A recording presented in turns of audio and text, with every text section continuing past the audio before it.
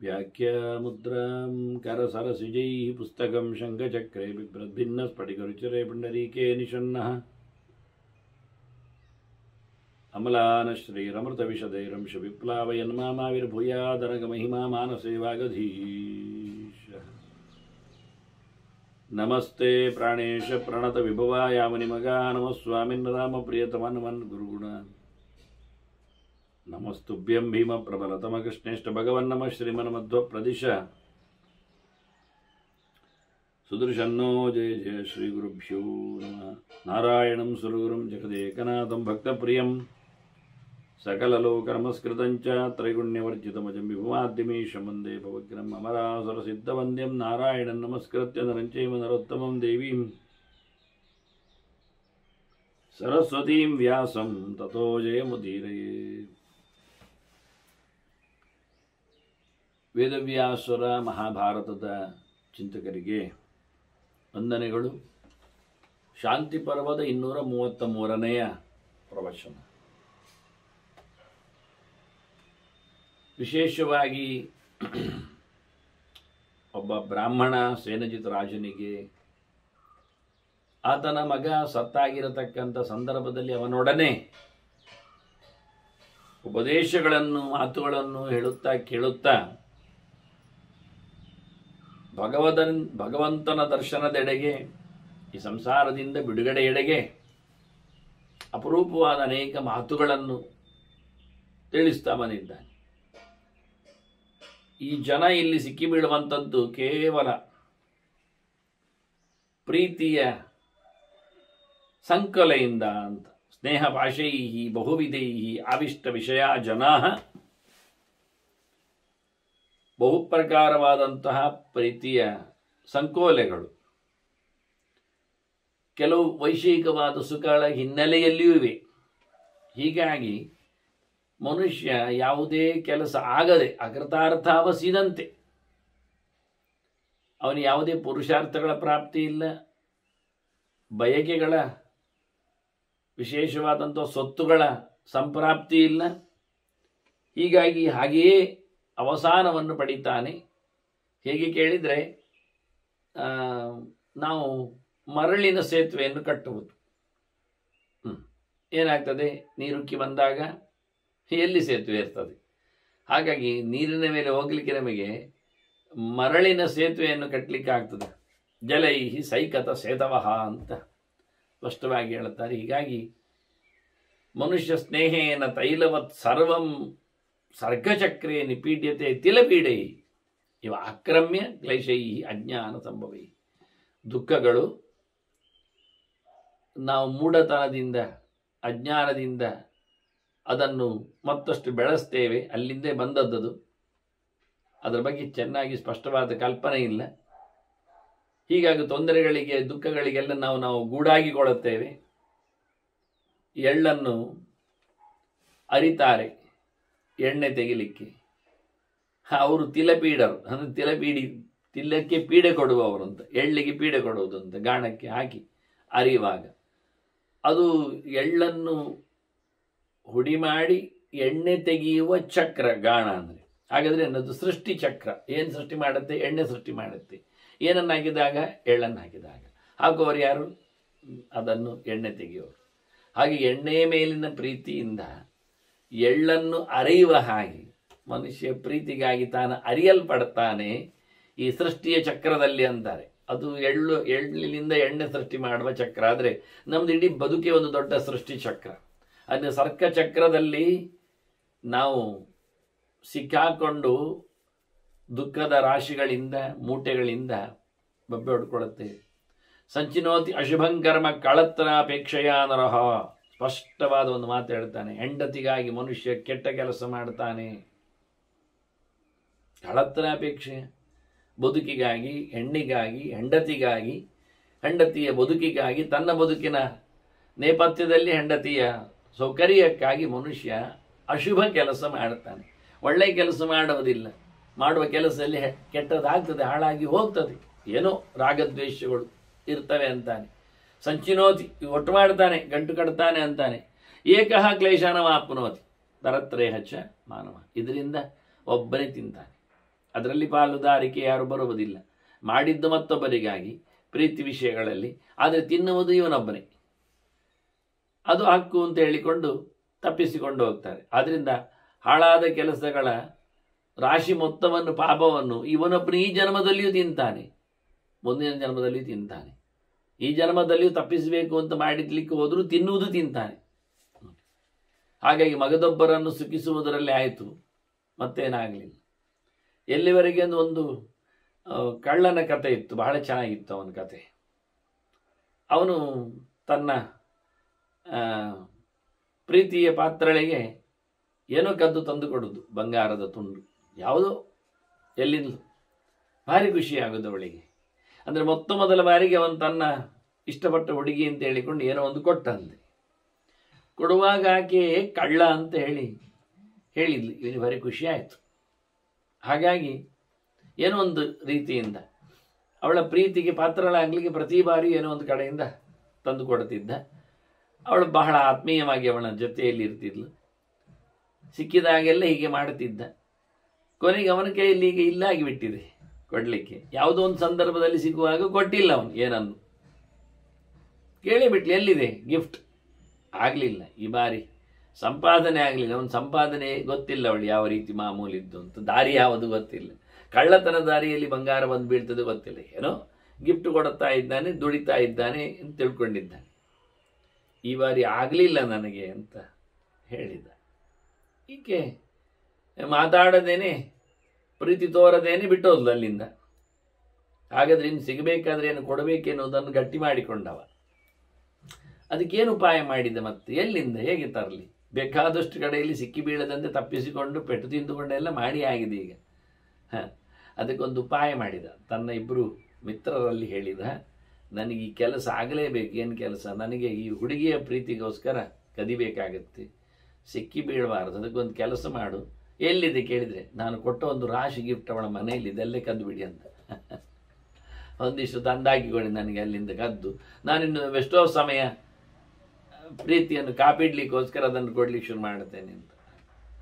ಮನುಷ್ಯನ ಕತೆ ಅಂದರೆ ಪ್ರೀತಿಗಾಗಿ ಏನೋ ಅಶುಭ ಕರ್ಮ ಮಾಡುತ್ತಾನೆ, ಆದರೆ ಅದರ ಊಟ ಅವನೊಬ್ಬರೇ ಮಾಡಬೇಕಾಗತ್ತೆ.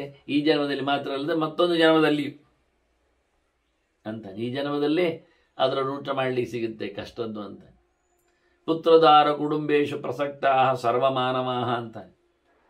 ಎಲ್ಲ ಜನರ ಕತೆ ಹೀಗೆ ಅಂತಾನೆ.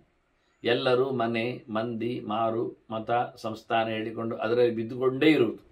ಪುತ್ರದಾರ ಕುಟುಂಬೇಶು, ಅವನ ಮನೆ ಮಾಳಿತೆ ಆಯಿತು, ಮಗ ಆಯಿತು, ಮಕ್ಕಳಾಯಿತು, ಅವರ ಸಂಸಾರ ಆಯಿತು, ಇನ್ನೇನು ಅಳಿಯಂದಿರು ಅಥವಾ ಸೊಸೆಯಂದಿರು, ಹಾಗೆ ಹೀಗೆ ಮುಂದುವರಿತಾ ಇರ್ತದೆ, ದೊಡ್ಡದಾಗ್ತದೆ. ಅದಕ್ಕೋಸ್ಕರ ಕೆಲಸ ಮಾಡ್ತಾ ಇದ್ದಾನೆ. ಯಾರಿಗೋ ಏನೋ ಯಾವುದೋ ಎಲ್ಲೋ ಹೇಗೋ ಮತ್ತೊಂದು ಅಲ್ಲಿ ಅವರವರಲ್ಲಿಯೇ ಮೋಸ ಮಾಡುವ ಮೂಲಕ, ತಪ್ಪಿಸುವ ಮೂಲಕ ಪಾಪವನ್ನು ನಡೆಸ್ತಾನೆ. ಬೇರೆ ಕಡೆ ಮಾಡಬೇಕು ಅಂತಿಲ್ಲ. ಒಬ್ಬರ ಕಣ್ಣ ತಪ್ಪಿಸಿ ಇನ್ನೊಬ್ಬರಿಗೆ, ಒಬ್ಬರ ದ್ವೇಷದಲ್ಲಿ ಮಗದೊಬ್ಬರ ಪ್ರೀತಿಯಲ್ಲಿ, ಹೀಗೆ ಏನೋ ಹೊರಗಿಂದಾಗಲಿ ಒಳಗಿಂದಾಗಲಿ. ಶೋಕ ಬಂಗಾರಣವೇ ಮಗ್ನಾಹ ಜೀರ್ಣಾಹ ವನಗಜಾಯುವ. ಭಾಳ ಚಂದವಾದ ಒಂದು ದೃಷ್ಟಾಂತ ಹೇಳುತ್ತಾ. ಶೋಕ ಬಂಗಾರಣವೇ ಮಗ್ನಾಹ ಅಂತ. ದುಃಖ, ನೋವು, ಸಂಕಟ ಇಂಥದ್ದೇ ಒಂದು ಕೆಸರಿನ ಕೊಂಪೆ ಅಲ್ಲೇ ಬಿದ್ದಿರ್ತಾನೆ, ಸಂಸಾರದಲ್ಲಿ ಒದಾಡ್ತಾನೆ. ಹೇಗೆ ಕೇಳಿದರೆ ಕಾಡಿನ ಆನೆ, ಕಾಡಾನೆಗಳು, ಅವುಗಳು ಮುದಿಯಾದರೆ ಎಂದು ಕತೆ ಅವುಗಳಂತೂ ಸ್ವಲ್ಪ ಯೋಚನೆ ಮಾಡಿ. ಕಾಡಾನೆ ನಿಮಗೆ ಗೊತ್ತಿರಬಹುದು, ಭಯಂಕರ ಜೋರು ಇರ್ತದೆ. ಒಂದಿಷ್ಟು ಹೆಣ್ಣಾನೆಗಳ ಹಿಂಡಿನ ನಾಯಕನಾಗಿ ಇರ್ತದೆ. ಆ ನಾಯಕ ಆನೆಯನ್ನು ಮತ್ತೊಂದು ನಾಯಕ ಗಂಡು ಆನೆ ಒಂದೊಮ್ಮೆ ಬಡಿದು ಸೋಲಿಸಿ ಓಡಿಸಿದರೆ ಮತ್ತೆ ಅದು ಬರುವುದಿಲ್ಲ. ಆ ಹಿಂಡಿಗೆ ಇವ ನಾಯಕನಾಗ್ತಾನೆ. ಈ ಎಲ್ಲ ಹೆಣ್ಣಾನೆಗಳು ಯಾವುದೇ ರೀತಿಯಲ್ಲಿ ಮಾತಾಡದೇ ಇರ್ತವೆ. ಇವನ ಬೆನ್ನ ಯಾವುದು ಬಲಿಷ್ಠವಾಗಿರ್ತದೋ ಅವುಗಳಿಗೆ ಅದು ಇಷ್ಟ ಹೋಗ್ತಾರೆ. ಹೀಗೆ ಮುದುಕನಾದ, ಬೆಟ್ಟು ತಿಂದ, ಕೈಯಲ್ಲಿ ಸಾಲದ ಆನೆ ಸುಮ್ಮನೆ ಇರ್ತದೆ. ಮತ್ತು ಹೀಗೆ ಮುದುಕನಾದ, ಜೀರ್ಣಾದ ಕಾಡಿನ ಆನೆಯಂತೆ ಮನೆಯಲ್ಲಿ ಸೊಕ್ಕಿ ಮೆರಿತಾನೆ. ತಂದೆ, ತಾಯಿ, ಅಣ್ಣ, ತಮ್ಮ, ಮಕ್ಕಳು, ಮಡದಿಯರು, ಸಂತಾನ, ಪೀಳಿಗೆ, ಸೊಸೆ, ಅಳಿಯ, ಮೊಮ್ಮಕ್ಕಳು, ಮರಿಮಕ್ಕಳು, ಚಿಕ್ಕಪ್ಪ, ದೊಡ್ಡಪ್ಪ, ಹಾಗೆ ಹೀಗೆ ಅಂತ ಬಹಳಷ್ಟು ಕೊಂಡಿಗಳ ಜೊತೆಯಲ್ಲಿ ಮೆರಿತಾನೆ. ಕೊನೆಗೆ ಜೀರ್ಣ ಮಕ್ಕಳಿಗೂ ಬೇಡ ಆಗ್ತಾನೆ, ಯಾರಿಗೂ ಇಷ್ಟ ಆಗದವನಾಗ್ತಾನೆ, ಮುದಿಯನಾಗ್ತಾನೆ. ಹೆಣ ಅಂತ ಹೇಳಿ ಅವನನ್ನು ಬದಿಯಲ್ಲಿಡುವಷ್ಟರ ಮಟ್ಟಿಗೂ ಅವನಿಗೆ ಅವನೇ ಬೇಡ ಆಗ್ತಾನೆ. ಇನ್ನೊಂದು ಅರ್ಥ ಹೇಳ್ತಾರೆ ಜೀರ್ಣಾಹ ವನಗಜಾಯಿವನ್ನೋದಕ್ಕೆ. ನಮಗೆ ಗಜೇಂದ್ರನ ಕಥೆ ಇರ್ಲಿಕ್ಕೆ ಹೋಗಿ ಅರ್ಥ ಆಗ್ತದೆ. ಹಾಗೆ ವನ ಅಂದರೆ ನೀರು ಅಂತಲೂ ಅರ್ಥ. ನೀರಿನಲ್ಲಿ ಆನೆ ಬಿದ್ದ ಹಾಗೆ. ನೀರಿನಲ್ಲಿ ಆನೆ ಬಿದ್ದರೆ ಅದು ಸೋಲುವುದು ಬೇಗ ಅಂತ. ಹಾಗಾಗಿ ಹೇಗೆ ಕೆಳಗೆ ಮೊಸಳೆಗಳು ಎಳಿತಾರೆ, ಅದಕ್ಕೆ ಮೇಲೆ ಕತ್ತಲಿಕ್ಕೆ ಆಗುವುದಿಲ್ಲ. ಅದರಂತೆ ಸಂಸಾರದಲ್ಲಿ ನಮಗೆ ಪುತ್ರ, ದಾರ, ಕುಟುಂಬ, ಹಾಗೆ ಹೀಗೆ ಅಂತ ಮೊಸಳೆಗಳಿದ್ದಾಗೆ. ಒಂದು ಸರ್ತಿ ಸರೋವರದೊಳಗೆ ಕಾಲಿಟ್ನ ವನಗಜ ವನಗಜಲ್ಲಿ ಇವ ಗಜ ಗಚ್ಚತೀತಿ ಗಜ ಅಂತ ನಿರ್ಭಯವಾಗಿ ಹೋಗುತ್ತಿರುವವ ಒಮ್ಮೆ ನೀರು ಕುಡಿಲ್ಲ ಅಂತ ಹೇಳಿ ನೀರಿಗೆ ಕಾಲಿಟ್ಟರ ಮತ್ತೆ ಮುಗದ ಎಳೆದಾಗ್ತದೆ. ನೀರು ಅಂದರೆ ಕರ್ಮದ ನೀರು, ಪ್ರಪಂಚ ವಾಸನೆಯ ನೀರದು, ಹರಿದ ನೀರು, ಸೊಗಸಾದ ತಂಪಾದ ಅಮೃತ ಸ್ವಾದವುಳ್ಳ ನೀರು. ಹಾಗಾಗಿ ನೀರು ಅಂದ ತಕ್ಷಣ ರಾಗ, ಪ್ರೀತಿ ಬಂದಾಗೆ. ನೀರು ಕುಡಿಯುವ ಅಂತ ಸೊಂಡಿಲು ಹಾಕಿದರೆ ಇವನು ಸೊಂಡಿಲೇನು ಕಾಲನ್ನು ಸಮ ಎಳ್ಕೊಂಡು ಹೋಗತಕ್ಕವರಿದ್ದಾರೆ, ಮುಳುಗಿಸಿ ತಿಂದಾಗ್ತಾರೆ. ಎಂತಹ ನಿರ್ಭಯವಾದ ಬದುಕಲ್ಲಿದ್ದಂಥ ಆನೆ ಎಂತಹ ಅತಂತ್ರವಾದ ನೀರಿನಲ್ಲಿ ಗ್ರಹಗಳ ಹತ್ತಿರದ ಸಿಕ್ಕಾಗ್ತದೆ. ಹಾಗಾಗಿ ಇವೆಲ್ಲ ಸಂಸಾರದಲ್ಲಿ ಮೊಸಳೆಗಳಿದ್ದಾಗೆ ಮನುಷ್ಯರನ್ನು ಎಳೆದು ಮುಳುಗಿಸಿ ಬಿಡುತ್ತಾವೆ ಅಂತ ಹೇಳಿಕೊಂಡು ಮಗ ಸತ್ತ ಅಳುವಿಗಾಗಿ ನೆಲೆಗೊಂಡ ರಾಜನನ್ನು ಬಹಳ ಚಂದವಾಗಿ ಕೆದಕಿ ಹೇಳಿದ ಇವ ಕೂತು. ಸಂಸಾರದ ಅಸ್ವರಸದ ಬಗ್ಗೆ ಬಹಳ ಚೆನ್ನಾಗಿ ಹೇಳಿದ. ಪುತ್ರನಾಶೆ ವಿತ್ತನಾಶೆ ಜ್ಞಾನ ಸಂಬಂಧಿನಾಮಪಿ ಪ್ರಾಪ್ಯತೆ ಸುಮಹದ್ ದುಃಖಂ ದಾವಾಗ್ನಿ ಪ್ರತಿಮಂಬಿಹು. ಕಾಳ್ಗಿಚ್ಚಿನಂತೆ ಮನುಷ್ಯನಿಗೆ ದುಃಖ ಉಮ್ಮಳಿಸಿ ಆವರಿಸಿ ಬೊಬ್ಬಿರಿಸಿ ಬಿಡುತ್ತದೆ. ಇದು ಕತೆ. ಏನು ಹೋದ್ರು, ಮನೆಯಲ್ಲಿ ದುಡ್ಡು ಹೋದ್ರೂ ಬೊಬ್ಬೆ ಹೊಡ್ಕೊಳ್ತಾನೆ, ಸಂಪತ್ತು ಖಾಲಿ ಆದರೂ ಬೆಂಕಿ ಸುಟ್ಟಾಗಿ ಮಾಡ್ತಾನೆ. ಮಕ್ಕಳು ಸಾಯಲಿ, ಮನೆ ಮಂದಿ ಸಾಯಲಿ, ಸಂಬಂಧಿ ಸಾಯಲಿ, ಎಲ್ಲವನ್ನು ಕಳ್ಕೊಂಡಾಗ ಇವ ಬೊಬ್ಬೆ ಹೊಡಿತಾನೆ ಕೆಮ್ಮಿಲ್ಲದ ಹಾಗೆ. ಇದೇ ಅವನ ಅವಸ್ಥೆ. ದಳ್ಳುರಿ ಕಾಳಿಗೆ ಹೆಚ್ಚಿದ ಬೆಂಕಿಯಂತೆ ಇವನನ್ನು ಪೂರ್ಣವಾಗಿ ಅದು ಜರ್ಜರಿತ ಮಾಡ್ತದೆ. ಬಹಳ ದೊಡ್ಡ ಮಟ್ಟಿನ ದುಃಖ ಬರ್ತದೆ ಅವನಿಗೆ, ಕಮ್ಮಿ ಅಲ್ಲ. ಬಹಳ ವಿಚಿತ್ರವಾಗಿ ಅಂದರೆ ಅಷ್ಟು ಪ್ರೀತಿಯಿಂದ ಆವರಿಸಿಕೊಂಡವ ಆ ಸಂಬಂಧದ ನೆಲೆಯಲ್ಲಿ ಆತ ಬಹಳಷ್ಟು ಕಷ್ಟಪಡ್ತಾನೆ. ನೋಡು, ಮನುಷ್ಯನಿಗೆ ಬರತಕ್ಕಂಥ ಇವೆಲ್ಲ ಮೇಲು ಕೇಳುಗಳು ಎಲ್ಲ ಹೆಚ್ಚು ಕಡಿಮೆಗಳೆಲ್ಲ ದೇವರು ಕೊಟ್ಟದ್ದು. ಅಧ್ಯಾತ್ಮದ ದೊಡ್ಡ ಮುಖ ಅದು. ದೈವಾಯತ್ತವಿದಂ ಸರ್ವಂ ಸುಖ ದುಃಖೇ ಭವಾಭವೋ. ಎಲ್ಲರಿಗೂ ಸುಖ ಆಗ್ತದೆ, ದುಃಖ ಆಗ್ತದೆ, ವಸ್ತುಗಳು ಸಿಗ್ತಾವೆ, ವಸ್ತುಗಳು ನಾಶ ಆಗ್ತಾವೆ, ಕೈಯಲ್ಲಿ ಉಳಿತಾವೆ, ಇಲ್ಲ ಆಗ್ತಾವೆ, ಹುಡ್ತಾರೆ, ಸಾಯ್ತಾರೆ, ಕಳ್ಕೊಳ್ತಾರೆ, ಒಟ್ಟು ಮಾಡ್ತಾರೆ. ಕೆಲವರಿಗೆ ಗೆಳೆಯರು ಸಿಗ್ತಾರೆ, ಕೆಲವರಿಗೆ ಗೆಳೆಯೇ ಇಲ್ಲ. ಅಸುಹೃತ್ ಸಸುಹೃಚ್ಚಾವಿ. ಕೆಲವರಿದ್ದ ಗೆಳೆಯರು ಚೆನ್ನಾಗಿಲ್ಲ, ಒಳ್ಳೆಯವರು ಇರುವುದಿಲ್ಲ. ಹಾಗೆ ಕೆಲವರಿಗೆ ಶತ್ರುಗಳು ಜಾಸ್ತಿ, ಸಶತ್ರು ಮಿತ್ರವಾನಪಿ. ಕೆಲವರಿಗೆ ಮಿತ್ರರು ಜಾಸ್ತಿ, ಕೆಲವರಿಗೆ ಮಿತ್ರರೇ ಶತ್ರುಗಳಾಗಿರ್ತಾರೆ, ಕೆಲವರಿಗೆ ಶತ್ರುಗಳೇ ಮಿತ್ರರಾಗಬಹುದು. ಅದರೊಟ್ಟಿಗೆ ಸಪ್ರಜ್ಞ, ಪ್ರಜ್ಞಾಹೀನ, ಒಳ್ಳೆ ಬುದ್ಧಿ ಉಂಟು ಕೆಲವರಿಗೆ, ಕೆಲವರಿಗೆ ಬುದ್ಧಿಯೇ ಇಲ್ಲ. ದೇವರ ಎಚ್ಚರ ಬರ್ತದೆ, ದೇವರ ಎಚ್ಚರವೇ ಆಗುವುದಿಲ್ಲ ಏನು ಮಾಡಿದ್ರು. ಇವೆಲ್ಲ ದೈವೇನ ಲಭತೆ. ಅಸುಖಂ ಸುಖಂ, ದುಃಖ ಆಗಲಿ ಸುಖ ಆಗಲಿ ಎಲ್ಲವೂ ಬರುವುದು ದೈವಾಯತ್, ದೇವರ ಕೊಡುಗೆ. ಅವರು ಮಾಡಿದ ಕರ್ಮಕ್ಕನುಗುಣವಾಗಿ ಭಗವಂತ ಫಲೋನ್ಮುಖನಾಗಿಸ್ತಾನದು ಯಾವಾಗ ಅಂದು ಗೊತ್ತಿಲ್ಲ. ಎಷ್ಟೋ ಜನ್ಮಗಳಲ್ಲಿ ಮಾಡಿದ ಕೆಲಸಗಳು ಯಾವತ್ತೋ ಇಡೀ ಆಗಬಹುದು, ಅದು ದೇವರ ಕೈಗೆ ಸಿಗಬಹುದು, ಅವರದನ್ನು ಫಲ ಉಣ್ಣುವಂತೆ ಮಾಡಲಿಕ್ಕೆ ಬರ್ತದೆ. ಯಾವುದಕ್ಕೂ ಯಾರನ್ನು ಎಂದು ಹೇಗೂ ಎಲ್ಲಿಯೂ ನಾವು ಹೇತುವನ್ನಾಗಿಸಿ, ಕಾರಣನನ್ನಾಗಿಸಿ, ನಿಮಿತ್ತ ಅಂತ ಹೇಳಿಕೊಂಡು ಅವನನ್ನು ತಿಳಿಸಿ, ಹಂಗಿಸಿ ಅಥವಾ ಬಗ್ಗಿಸಿ, ದಂಡಿಸಿ ಅಥವಾ ತಿಳಿಸಿ ಸಂಭ್ರಮಿಸುವಂತೇ ಇಲ್ಲ ಅಂತಾನೆ ಬಹಳ ಚಂದವಾಗಿ. ಯಾವುದಕ್ಕಾಗ್ತದೆ ಹೇಳಿ? ನಾಲಂ ಸುಖಾಯ ಸುಹೃದ. ಬಹಳ ಚಂದವಾದ ಒಂದು ಸ್ಟೇಟ್ಮೆಂಟ್ ನೋಡಿ. ಇದೇ ಎಲ್ಲ ಬಗ್ಗೆ ಗೆಳೆಯರಿದ್ರೆ ಸುಖ ಆಗ್ತದ? ನನಗೆ ತುಂಬ ಒಳ್ಳೆ ಫ್ರೆಂಡ್ಸ್ ಇದ್ದ, ಹಾಗಾಗಿ ನನಗೆ ದುಃಖವೇ ಆಗುವುದಿಲ್ಲ ಹೇಳುದ. ಹೇಳುತ್ತಾನೆ, ಸುಖಾಯ ನ ಅಲಂ ಸುವರ್ಧ, ಸುಖಕ್ಕಾಗಿ ನಿನಗೆ ಯಾವತ್ತೂ ಗೆಳೆಯರಿದ್ದಾರೆ ಅಂತ ನೀನು ಭ್ರಮಿಸಬೇಡ. ಗೆಳೆಯರಿಂದಲೇ ಸುಖ ಆಗುವುದು ಅಲ್ಲ, ಗೆಳೆಯರಿದ್ದಲೇ ಸುಖ ಅಲ್ಲ, ಗೆಳೆಯರೇ ಸುಖ ಕೊಡುವುದಲ್ಲ.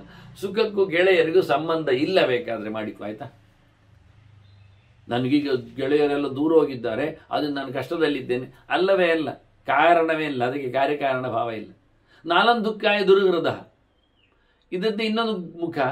ನನಗೆ ದುಃಖ ಬರಲಿಕ್ಕೆಲ್ಲ ಕಾರಣ ಆಗದವರೇ, ನನ್ನ ಶತ್ರುಗಳೇ, ದೋಸ್ತಿ ಅಲ್ಲದವರೇ ನನಗೆ ಇಲ್ಲಿ ಇಷ್ಟೆಲ್ಲ ಅನ್ಯಾಯ ಮಾಡಲಿಕ್ಕೆ ಕಾರಣ. ಹೇಳಬೇಡ ಹಾಗೆ ಅಂತಾನೆ, ನಿನ್ನ ದುಃಖಕ್ಕೆ ಅವರು ಕಾರಣರೇ ಅಲ್ಲ. ಎಷ್ಟು ಶತ್ರುಗಳು ಒಟ್ಟು ಸೇರಿದು ನಿನ್ನನ್ನು ದುಃಖಿಸ್ಲಿಕ್ಕೆ ಬರ್ತದೆ ಹೇಳಬೇಡ. ದೈವ ಚಿಂತನೆ ಇತ್ತ ಮುಗೀತು, ದೇವರ ಆಟ ಇತ್ತು. ನಚ ಪ್ರಜ್ಞಾ ಅಲಂ ಅರ್ಥಾನ, ನಮಗೆ ಒಳ್ಳೆ ಸಂಪತ್ತೆಲ್ಲ ಬರಲಿಕ್ಕೆ, ದುಡ್ಡೆಲ್ಲ ದೋಚಲಿಕ್ಕೆ, ಪದಾರ್ಥಗಳು ಕೈ ಸೇರಲಿಕ್ಕೆ, ವ್ಯಕ್ತಿಗಳ ಅಲಂಬನೆಗೆ ನಮ್ಮ ಬುದ್ಧಿಮತ್ತವೇ ಕಾರಣ. ಹೇಳಬೇಡ, ಎಂತ ಮಾಡಲಿಕ್ಕೂ ಬುದ್ಧಿ ಕಾರಣವಾಗುವುದಿಲ್ಲ. ನಮ್ಮ ಎಷ್ಟು ಬುದ್ಧಿ ಸರ್ಕಸ್ನಿಂದ ಎಲ್ಲ ಏನನ್ನು ಪಡೀಲಿಕ್ಕೆ ಆಗುವುದಿಲ್ಲ ಎನ್ನುವುದು ಅಷ್ಟೇ ಸತ್ಯ. ಬರಲಿಕ್ಕೆ ಕಾರಣ ಬುದ್ಧಿವಂತಿಕೆ ಅಲ್ಲ, ದೇವರೇ. ಮತ್ತೆ ನ ಸುಖಾನಾಮಲಂ ಧನಂ, ನಮ್ಮ ಸುಖಕ್ಕೋಸ್ಕರ ದುಡ್ಡು ಮಾಡ್ತೇವೆ, ದುಡ್ಡು ಮಾಡಿದ್ರೆ ಏನು ಮಾಡುವುದಿಲ್ಲ ಮಾರಾಯ. ದುಡ್ಡಿನಿಂದ ಸುಖವನ್ನು ಕೊಡಲಿಕ್ಕೆ ಆಗುವುದಿಲ್ಲ, ಸುಖ ಆಗಲಿಕ್ಕೆ ದುಡ್ಡು ಕಾರಣವೂ ಆಗಲಿಲ್ಲ. ಎಲ್ಲ ನಿನಗೆ ಸುಖ ಬರುವುದು ಭಗವಂತನಿಂದಲೇ. ನ ಬುದ್ಧಿ ಧನಲಾಭಾಯ, ನನ್ನ ಬುದ್ಧಿ ಉಂಟು, ಅದರಲ್ಲಿ ನಾನು ಒಳ್ಳೆ ಸಂಪಾದನೆ ಮಾಡುತ್ತೇನೆ, ಶುದ್ಧ ಸುಳ್ಳು. ನಿನ್ನ ಬುದ್ಧಿಗೆ ಆಂಟಿಯಾದ ಬುದ್ಧಿ ಇನ್ನೊಬ್ಬರೇ ಬಂದು ನಿನಗೆ ಒಂದು ನಷ್ಟ ಮಾಡಲಿಕ್ಕೆ ಸಾಧ್ಯ ಇರುತ್ತೆ. ಆದರೆ ಬುದ್ಧಿಮತ್ತೆಯಿಂದಲೇ, ಚಾಕಶಕ್ಯತೆಯಿಂದಲೇ ನಾವು ಸಂಪಾದನೆ ಮಾಡಲಿಕ್ಕೆ ಆಗ್ತದೆ ಅಥವಾ ಲಾಭ ಮಾಡಿಕೊಳ್ಳಲಿಕ್ಕೆ ಬರ್ತದೆ ಅಂತ ಹೇಳಬೇಡಿ. ನ ಮೌಢ್ಯಂ ಅಸಮೃದ್ಧೈ, ನಾನು ಮೇಲಕ್ಕೆ ಹೋಗದಿರಲಿಕ್ಕೆ ಕಾರಣವೇ ನನ್ನ ದಡ್ಡತನ ಅಲ್ಲವಾ, ದೇವರತನ. ಒಳ್ಳೆದಾಗದೇ ಇರಲಿಕ್ಕೂ ದೇವರೇ ಕಾರಣ, ಒಳ್ಳೆದಾಗಲಿಕ್ಕೂ ದೇವರೇ ಕಾರಣ.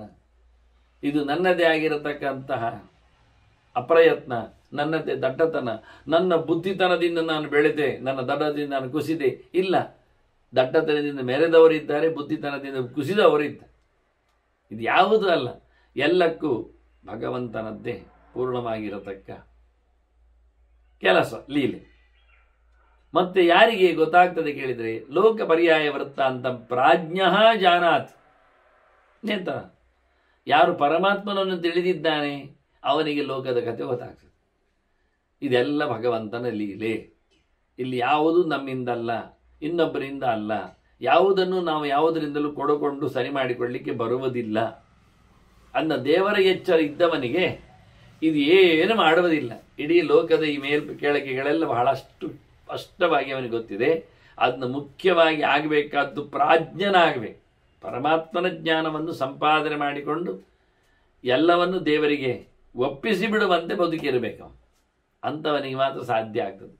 ಬುದ್ಧಿವಂತಂಚ ಶೂರಂಚ ಮೂಢಂ ಭೀರುಂ ಜಡಂ ಕವಿಂ ದುರ್ಬಲಂ ಬಲವಂತಂಚ ಭಾಗಿನಂ ಭಜತೆ ಸುಖ.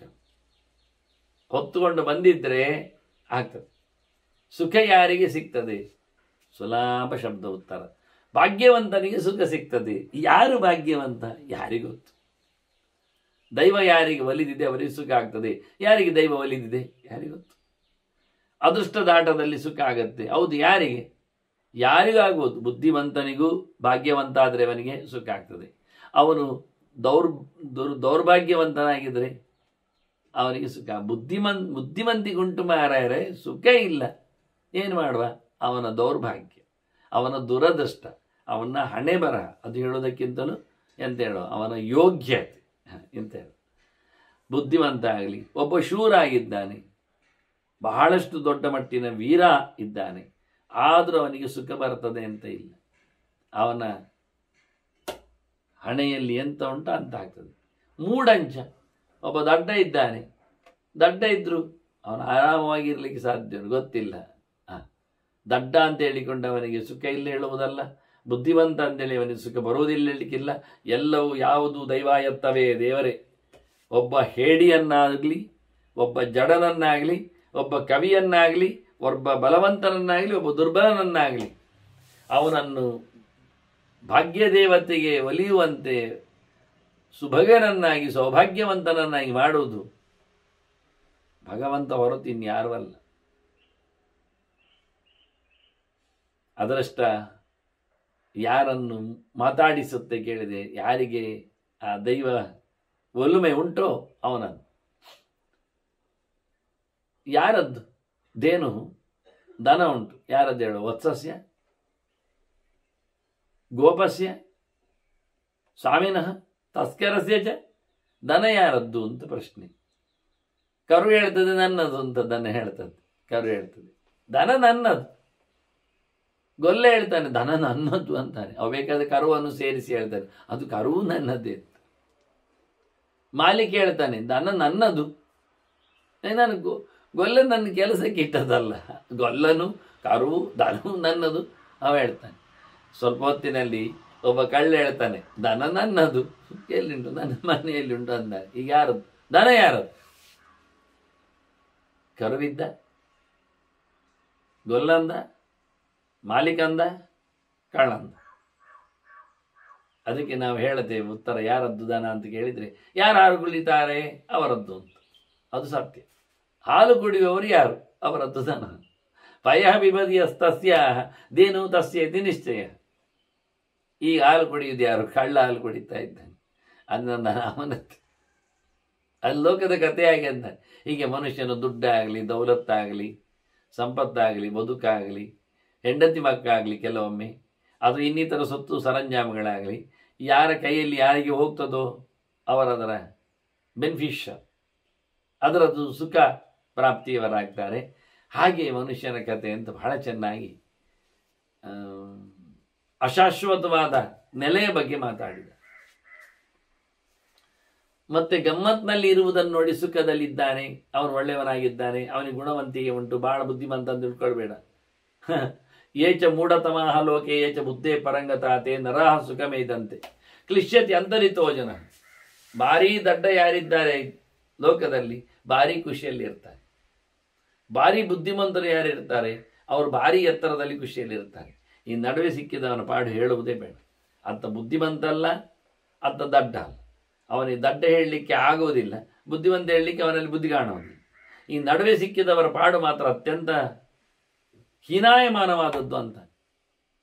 ಏನು ಗೊತ್ತಿಲ್ಲದವರಿಗೆ ಏನು ಗೊತ್ತಿಲ್ಲ ಎನ್ನುವುದರಿಂದ ಏನು ಕಸಿವಿಸಿ ಇಲ್ಲ. ಅವರು ಎಲ್ಲ ಗೊತ್ತಿದ್ದವರಿಗೂ ಏನು ಸಮಸ್ಯೆ ಇಲ್ಲ, ಎಲ್ಲ ಗೊತ್ತಿದ್ದರಿಂದ.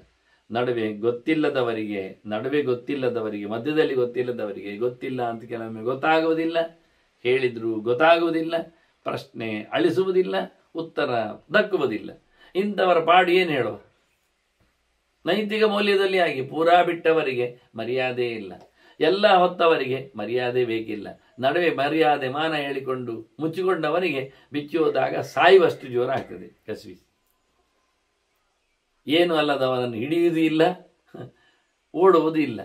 ಎಲ್ಲ ಇದ್ದವನಿಗೆ ಹಿಡಿಲಿಕ್ಕೆ ಬರುವುದಿಲ್ಲ, ದುಡ್ಡು ಬಿಸಾಡಿ ಅವ ಎಲ್ಲವನ್ನು ಬಾಯಿ ಮುಚ್ಚಿರ್ತಾನೆ. ನಡುವೆ ಇದ್ದವನಿಗೆ ದುಡ್ಡು ಕೊಡುವಲಿಕ್ಕೆ ದುಡ್ಡಿಲ್ಲ, ಆದರೆ ಮರ್ಯಾದೆಯಲ್ಲಿ ಬದುಕಲಿಕ್ಕೆ ಬಿಡುವುದಿಲ್ಲ, ಒದ್ದಾಡ್ತಾನೆ, ಸಾಯ್ತಾನೆ. ಅದನ್ನು ಹೆಚ್ಚಾಗಿ ಎಲ್ಲ ಕಡೆಯಲ್ಲಿ ಕಾನೂನಿನ ರಂಗಗಳಲ್ಲಿ ಸಿಗುವುದೆಲ್ಲ ಈ ಮಧ್ಯವರ್ಗದವರೇ ಸಿಗುವಂಥ. ಭಾರಿ ಎತ್ತರದವರು ಕಾನೂನಿನ ಬಲೆಯನ್ನು ಹರಿದುಕೊಂಡೇ ಹೋಗ್ತಾನೆ. ಏನು ಅಲ್ಲದವನು ಅವನ ಬಲೆಗೆ ಬಿದ್ದರೂ ಪ್ರಯೋಜನ ಇಲ್ಲ, ಅವನು ಮಾತಾಡಿಸುವುದಿಲ್ಲ. ಅವನು ನಾನೇ ಕೊಲೆ ಮಾಡಿದ್ದೇನೆ ಹೇಳಿದ್ರು ಒಬ್ಬ ಬಡವನನ್ನು ದಡ್ಡನನ್ನು ತಲೆ ಸರಿದ್ದನು ಹೊಗೆಯ ಮಾರೆ ನೀನು ಅಂತ. ಅವರಿಗೆ ಜೈಲಲ್ಲಿ ಆದರೂ ಊಟ, ಯಾಕೆ ಹೊರಗೆ ಊಟ ಸಿಗುವುದಿಲ್ಲ, ಅಲ್ಲಿ ಆದರೂ ಆಗ್ತಾರಲ್ಲ 3 ಹೊತ್ತು ಆರಾಮಾಗಿ ಮಲಗ್ತಾನೆ. ಬಹಳ ಅದ್ದೂರಿಯಾದ ಮಾತನ್ನು ಹೇಳಿದವ.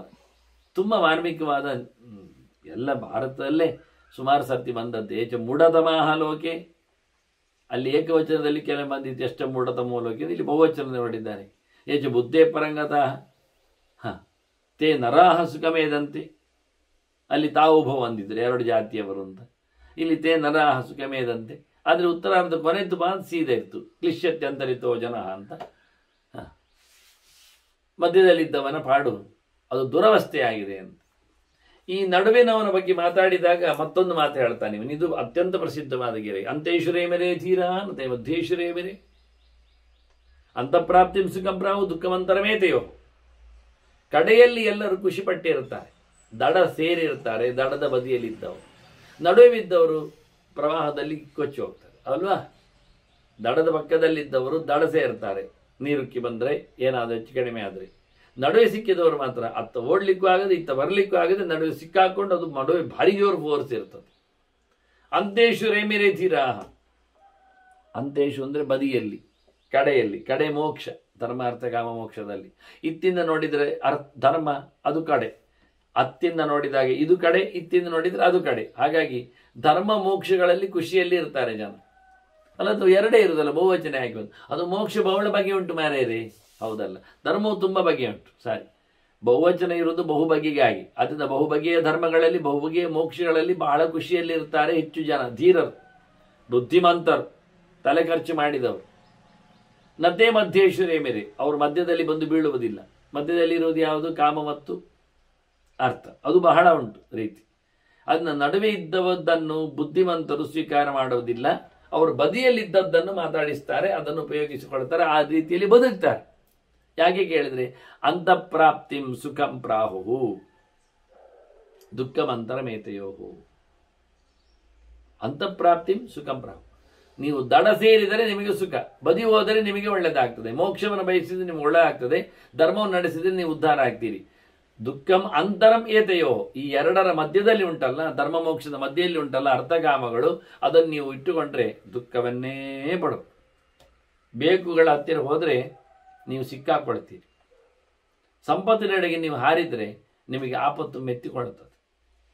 ಆದ್ದರಿಂದ ಮಧ್ಯದಲ್ಲಿದ್ದವರ ವಿಶೇಷವಾದಂತಹ ಪ್ರವೃತ್ತಿಗೆ ಪೂರ್ಣವಾದಂತಹ ನಾಶ ಇದೆ ಅಂತ ಹೇಳುತ್ತೆ. ಸುಖಂ ಸ್ವಪಿತಿ ದುರ್ಮೇಧಾಹ ಸ್ವಾನಿ ಕರ್ಮಾಣಿ ಅಚಿಂತೆಯನ್ ಅವಿಜ್ಞಾನೇನ ಮಹತ ಕಂಬಲೇನೇವ ಸಂವೃತ. ದಡ್ಡ ಹೇಗಿದ್ದಾನೆ ಕೇಳಿದರೆ, ಅವನು ಗಟ್ಟಿಯಾಗಿ ಬೆಚ್ಚನೆ ಕಂಬಳಿ ಹಾಕೊಂಡು ಮಲಗಿದ್ದಾನೆ. ದೊಡ್ಡ ಅನಾಹುತ ಅವನಿಗೆ. ಅವನು ಸೀದ ಬಿದ್ದುಕೊಂಡಿದ್ದಾನೆ, ತಲೆ ಖರ್ಚು ಮಾಡ್ತಾ ಇಲ್ಲ, ದಡ್ಡನಾಗಿ ಕೂತಿದ್ದಾನೆ. ತನ್ನ ಕೆಲಸ ಏನೊಂದು ಗೊತ್ತಿಲ್ಲ ಅವನಿಗೆ, ಹೇಗೆ ಮಾಡೋದು ಅಂತ ತಿಳ್ಕೊಳ್ಳಿಲ್ಲ, ಏನೋ ಬ್ಲೈಂಡ್ ಆಗಿ ಏನೋ ಮಾಡ್ತಾ ಇದ್ದಾನೆ. ಇದರಿಂದಾಗಿ ಅವ ಪೂರ್ಣ ಸಿಕ್ಕಾಕೊಳ್ತಾನೆ. ಅವಿಜ್ಞಾನೇನ ಮಹತ, ಬಹಳ ಎಚ್ಚರವನ್ನು ಪಡೆಯದೇ ಇದ್ದದ್ರಿಂದ, ವಿಜ್ಞಾನ ಅಂದರೆ ಭಗವಂತನ ಜ್ಞಾನ, ಅವನಿಗೆ ಅಜ್ಞಾನ ಮತ್ತು ವಿಪರೀತ ಜ್ಞಾನ ಎರಡೂ ಆಗಿಬಿಟ್ಟಿದೆ. ದೇವರ ಜ್ಞಾನ ಇಲ್ಲ, ಪರಿಪೂರ್ಣವಾದ ಎಲ್ಲಕ್ಕಿಂತ ಆಚೆನಿಂದ ದೇವರನ್ನು ತಿಳ್ಕೊಂಡಿಲ್ಲ ಅವನು. ಹೀಗಾಗಿ ಅವನು ಬೆಚ್ಚನೆಗಾಗಿ ಕಂಬಳಿ ಹೊದ್ದಾಗಿ ಅದರೊಳಗೆ ಸಿಕ್ಕಿಕೊಂಡಾಗೆ ಅವನೀಗ ಮುಚ್ಚಿಗೆ ಹಾಕೊಂಡು ಮಲಗಿದ್ದಾನೆ. ಮತ್ತೊಂದು ದಿವಸ ಪೂರ್ಣವಾಗಿ ಸೋಲ್ತಾನೆ, ಸಾಯ್ತಾನೆ. ಏಚ ಬುದ್ಧಿಂಬರಾಂ ಪ್ರಾಪ್ತ ದ್ವಂದ್ವಾತೀತ ವಿಮತ್ಸರಾಹ ತಾನ್ ಕೃತಾರ್ಥಾಹ ತಾನ್ನೈಮಾರ್ಥಾಹ ನಚಾನರ್ಥಾಹ ವ್ಯಥಯಂತಿ ಕದಾಚನ. ಯಾರು ಬುದ್ಧಿಮಂತರೋ, ದ್ವಂದ್ವ ಅತೀತರೋ, ಮತ್ಸರ ರಹಿತರೋ, ಅವರು ನಿಜವಾಗಿ ಎಲ್ಲಿ ಸಿಕ್ಕಾಕೊಳ್ಳುವುದಿಲ್ಲ. ಅವರಿಗೆ ಅರ್ಥಗಳು ಬಾಧನೆ ಕೊಡುವುದಿಲ್ಲ, ಅರ್ಥೇತರಗಳು ಅನರ್ಥಗಳು ಅವರನ್ನು ಮಾತಾಡಿಸುವುದಿಲ್ಲ. ಅವರಿಗೆ ನೈವ ನಚ ಅನರ್ಥಾಹ ನೈವ ಅರ್ಥ. ಅವರಿಗೆ ಯಾವುದೇ ರೀತಿಯಾದ ಪೀಡೆಗಳು ಅವರಿಗೆ ಆಗುವುದಿಲ್ಲ, ವ್ಯಥೆ ಆಗುವುದಿಲ್ಲ, ಆರಾಮವಾಗಿದೆ. ಯಾಕೆ? ಅದೊಂದು ಅತೀತರ. ಯಾವುದನ್ನು ರಾಗದ್ವೇಷ ಆಗಲಿ, ಸುಖ ದುಃಖ ಆಗಲಿ, ಸೋಲು ಗೆಲುವಾಗಲಿ, ಇದು ಯಾವುದನ್ನು ಸಹ ಅವರು ನಿರೀಕ್ಷಿಸುವುದಿಲ್ಲ, ವೈಭವೀಕರಿಸುವುದಿಲ್ಲ, ಅದನ್ನು ಉಪಯೋಗಿಸಿಕೊಳ್ಳುವುದಿಲ್ಲ. ಅತಯೇ ಬುದ್ಧಿಂ ಅಪ್ರಾಪ್ತ ವ್ಯತಿಕ್ರಾಂತಾಶ್ಚ ಮೂಢತಾ. ಆದ್ದರಿಂದ ಯಾರು ಬುದ್ಧಿವಂತರಲ್ಲವೋ, ಯಾರು ತಮ್ಮ ದಡ್ಡತನವನ್ನು ದಾಟಿಕೊಂಡು ಬರಲಿಲ್ಲವೋ, ಯಾರು ತಾವು ದಡ್ಡರು ಅವರೇ ತಮ್ಮ ದೊಡ್ಡತನ ಅಂತ ತಿಳ್ಕೊಳ್ತಾರೋ, ಅವರು ನಿಜವಾಗಿ ಯತಿವೇಲಂ ಪ್ರಹರ್ಷ್ಯಂತಿ ಸಂತಾಪವೇ ಅಂತಿದೆ. ಅವ್ರು ಗಮ್ಮತ್ ಮಾಡ್ತಾ ಇರ್ತಾರೆ ಬಹಳ ಸಮಯ. ಬುದ್ಧಿ ಸರಿ ಇಲ್ಲ, ಪ್ರಯತ್ನ ಪಡುವುದಿಲ್ಲ, ದಡ್ಡತನವನ್ನು ದಾಟಿಕೊಂಡಿಲ್ಲ ಅವರು. ಇಂಥವ್ರು ಏನು ಮಾಡ್ತಾರೆ ಹೇಳಿದ್ರೆ, ಬಹಳ ಕಾಮ ಸಮಯದೊಳಗೆ ಗಮ್ಮತ್ ಮಾಡ್ತಾ ನೆಗಾಡ್ತಾ ಇರ್ತಾರೆ. ಅವರು ಖಂಡಿತವಾಗಿಯೂ ಅತ್ಯಂತ ದೊಡ್ಡ ಮಟ್ಟಿನ ತೊಂದರೆಯನ್ನೇ ಅನುಭವಿಸ್ತಾರೆ. ಅವರ ಬದುಕಿನಲ್ಲಿ ಹೆಚ್ಚು ಸಂಕಟ ಆಗ್ತದೆ. ನಿತ್ಯಂ ಪ್ರಮುದಿತಾ ಮೂಢ ದಿವಿ ದೇವಗಣ ಇವ ಅಂತ. ಮಂಡ ಸಮಯ ಇಲ್ಲದವರು ಸ್ವರ್ಗದಲ್ಲಿನ ದೇವತೆಗಳಂತೆ ಖುಷಿ ಪಡ್ತಾರೆ. ಯಾಕೆ? ಯಾವಾಗ ಬೀಳ್ಲಿಕ್ಕುಂಟು ಗೊತ್ತಿಲ್ಲ. ಯಾವತ್ತವರ ಪುಣ್ಯ ಖಾಲಿ ಆಗ್ತದೆ, ಕ್ಷಿಣೇ ಪುಣ್ಯೇ ಮರ್ತ್ಯ ಲೋಕಂ ವಿಶಂತಿ ಅಂತ ನೆಲಕ್ಕೆ ಕಚ್ಚಬೇಕು, ನೆಲಕ್ಕೆ ಬರಬೇಕು, ಅವ್ರು ಬೀಳ್ಬೇಕು. ಅಲ್ಲಿ ಪತನ ಇದೆ, ಬೀಳ್ಲಿಕ್ಕಿದೆ. ಯಾತ್ ಬಿದ್ದಾಗ ನೋಡ್ಲಿಲ್ವನೇ? ಹಾಗೆ ದೇವಲೋಕದಲ್ಲಿಯೂ ಮನುಷ್ಯ ಮೂಢತನದಿಂದಾಗಿ ಕೆಳಗೆ ಬೀಳುತ್ತಾನೆ. ಹಾಗೆ ಇಲ್ಲಿ ಸಹ ಗಮ್ಮತ್ತಲ್ಲಿ ಆರಾಮಾಗಿ ಏನಿಲ್ಲ ಅಂತ ತಿಳ್ಕೊಳ್ತಾರೆ. ಆದರೆ ಎಲ್ಲ ಮಜಾ ಮಾಡಿಕೊಂಡವರು ಬೀಳ್ಲಿಕ್ಕುಂಟು. ಅವಲೇಪೇನ ಮಹತಾ ಪರಿತೃಪ್ತ ವಿಚೇತಸ. ಎಲ್ಲ ಕಡೆಯಲ್ಲಿ ಯಾವುದೋ ತಿಂದು ತೇಗಿ ನೋಡಿ ಮುಟ್ಟಿ ಹಿಡಿದು ಪಡೆದು ಎಲ್ಲ ಅವರಿಗೆ ಭಾರಿ ತೃಪ್ತಿ. ಯಾರಿಗೆ ಬೇಕ್ರಿ ಅಧ್ಯಾತ್ಮ ಅಂತಾರೆ. ರಾಮಾಯಣ ಮಹಾಭಾರತ ಎಂಥ ಕರ್ಮಕ್ಕೆ ವಿಷಯ ಎಂತ ಉಂಟು, ದೇವರೆಂತ ಮಾಡ್ತಾರೆ ಹೇಳ್ತಾರೆ. ಹೀಗೆ ಒಟ್ಟಾರೆ ಕರ್ಮದ ವಿಶೇಷವಾದ ಲೇಪದಿಂದ ಮೈವಡ್ಬಡಿ ಅವರಿಗೆ ಆಗ್ಲಿಕ್ಕೆ ಹೋಗಿ ಬಹಳಷ್ಟು ವಿಚಿತ್ರವಾಗಿ ಮುಂದಕ್ಕೆ ಅವರು ತಮ್ಮ ತನವನ್ನು ಕಳ್ಕೊಳ್ತಾರೆ. ಮನುಷ್ಯನಿಗೆ ಅಳಲಿಕ್ಕೆ ಬೊಬ್ಬೆ ಹೊಡಿಲಿಕ್ಕೆಲ್ಲ ಎಷ್ಟು ಪುರುಸೋತಿಲ್ಲ ಹೇಳುವ. ಶೋಕಸ್ಥಾನ ಸಹಸ್ರಾಣಿ ಭಯಸ್ಥಾನ ಶತಾನಿ ಚ ದಿವಸೇ ದಿವಸೇ ಮೂಢಮಾವಿಶಂತಿ ನ ಪಂಡಿತಂ. ದಡ್ಡನಿಗೆ ಮುತ್ತಿಗೆ ಆಗ್ಲಿಕ್ಕೆ ಹೆಜ್ಜೆ ಹೆಜ್ಜೆಗೆ ದುಃಖಗಳು, ಶೋಕಗಳು, ಭಯಗಳು, ಬೇಕುಗಳು ಎಲ್ಲ ಬಂದಿರ್ತವೆ. ಅದನ್ನ ನಾವು ಅಳುವುದು ಅಂತ ಮಾಡಿಕೊಂಡ್ರೆ ಅಳಲಿಕ್ಕೆ ಬೇಕಾದಷ್ಟು ಜಾಗಗಳು ಸಿಗ್ತವೆ. ದುಃಖ ಉಮ್ಮಳಿಸಿ ಬರಲಿಕ್ಕೆ ಆಗ್ತದೆ. ನೋವುಗಳು, ಸಂಕಟಗಳು ಕಾಣುತ್ತವೆ.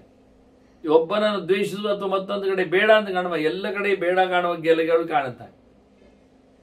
ಅದ್ರ ಪ್ರಯೋಜನ ಆಗಲಿಲ್ಲ. ಶೋಕ ರಾಗ ದ್ವೇಷಗಳಿಂದಾಗಿ ಮನುಷ್ಯ ಶೋಕ ಮೋಹಗಳ ಸಾವಿರಾರು ಘಟ್ಟಗಳಲ್ಲಿ ಬಿದ್ದುಕೊಳ್ಳುತ್ತಾನೆ ತಲೆಗಟ್ಟಿಲ್ಲದೆ. ಶೋಕಸ್ಥಾನ ಸಹಸ್ರಾಣಿ ಭಯಸ್ಥಾನ ಶತಾನಿ ದಿವಸೇ ದಿವಸೇ ಮೂಢ ಆವಿಶಂತಿ. ಇದು ಎಲ್ಲರಿಗೂ ಬರ್ತದೆ ಸಂಸಾರದಲ್ಲಿ ತಾಪತ್ರಯಗಳು. ಆದರೆ ಅದನ್ನು ದಡ್ಡ ಕ್ಯಾಶ್ ಮಾಡ್ತಾನೆ, ಬುದ್ಧಿವಂತದನ್ನು ರಾಶ್ ಮಾಡ್ತಾನೆ, ಎಸೆದಿ ಹಾಕ್ತಾನೆ. ಈಗ ಬಹಳ ಚಂದವಾಗಿ ಇದನ್ನು ಉಲ್ಲೇಖ ಮಾಡಿದ್ರು. ಸುಖಂ ದುಃಖಾಂತ ಮಾಲಸ್ಯಂ. ಸುಮ್ಮನೆ ಕೆಲಸ ಮಾಡದೆ ಕೂತ್ಕೊಳ್ಳುವ, ದೇವರು ಮಾಡಿಸಿದಂತೆ ಆಗ್ತದೆ. ಈ ದುಃಖ ಯಾರಿಗೆ ಬೇಕು? ಈ ನೋವು ಯಾರು ತಿಂತಾರೆ ಕೇಳಿದ್ರೆ ಆಲಸ್ಯ ಅಂದ್ರೆ ಏನು ಗೊತ್ತುಂಟಾ? ಗಮ್ಮತ್ತಂದ್ರೆ ಮೊದಲು ಸುಖ ಮತ್ತೆ ದುಃಖ ಅಂತ. ಸುಖ ದುಃಖ ಅಂತ ಆಲಸ್ಯಂ. ಸುಮ್ಮನೆ ಕೂತವನಿಗೆ ಸೋಮಾರಿಗೆ ಗಮ್ಮತ್ತುಂಟು ಕೇಳಿದ್ರೆ ಯಾವಾಗ ಗಮ್ಮತ್ತುಂಟು? ಮೊದಲಿಗೆ. ಮತ್ತೆ ಉಂಟು ಅವನಿಗೆ, ಮತ್ತೆ ಉಂಟು ಬೇಕಾದಷ್ಟು ಮಂಗಳಾರತಿ ಮಹಾಪೂಜೆ ಆಗ್ಲಿಕ್ಕೆ ಉಂಟು, ಮತ್ತೆ ಎಲ್ಲವನ್ನು ಕಳ್ಕೊಳ್ಳಿಕ್ಕುಂಟವ. ಹಾಗೆ ಒಬ್ಬ ಉತ್ಸಾಹಿಯವನಿಗೆ, ಆಲಸ್ಯ ಇಲ್ಲದವನಿಗೆ, ಹುರುಪುಳ್ಳವನಿಗೆ, ದಕ್ಷತೆ ಉಳ್ಳವನಿಗೆ, ಕೆಲಸ ಮಾಡುವವನಿಗೆ, ಅವನಿಗೆ ದುಃಖಂ ದಾಕ್ಷ್ಯಂ ಸುಖೋದಯ. ಅವನಿಗೆ ಮೊದಲು ಭಾರಿ ಕಷ್ಟ, ಮತ್ತೆ ಗಮ್ಮತ್ ಆಗ್ತದೆ, ಮತ್ತೆ ಸುಖ ಸಿಗ್ತದೆ, ತುಂಬ ಇಷ್ಟಪಡ್ತಾನೆ, ಮತ್ತೆ ಆರಾಮಾಗಿ. ಈಗ ಮೊದಲು ಕಷ್ಟಪಡ್ತಾನೆ, ಮತ್ತೆ ಇಷ್ಟ ಉಣ್ತಾನೆ. ಇದು ಒಬ್ಬ ದಕ್ಷನ ಆಡಳಿತಗಾರನ ಅಥವಾ ವ್ಯಕ್ತಿಯ ಲಕ್ಷಣ. ಮೊದಲು ಸುಖವನ್ನು ಉಣ್ತಾನೆ ಮತ್ತೆ ದುಃಖವನ್ನು ತಾನೆ. ಇದು ಸೋಮಾರಿ, ಒಬ್ಬ ಆಲಸ್ಯ ಕತೆ ಅಂತ. ಅದನ್ನ ಭೂತಿಶ್ಚೈವ ಶ್ರೇಯಾಸಾರ್ಧಂ ದಕ್ಷೇ ವಸತಿ ನಾ ಅಲಸೆ. ಸೋಮಾರಿಯಲ್ಲಿ ಏಳಿಗೆಯೂ ಇಲ್ಲ, ಸಂಪತ್ತು ಇಲ್ಲ, ಇದ್ದಾಗೆ ಇರ್ತದೆ.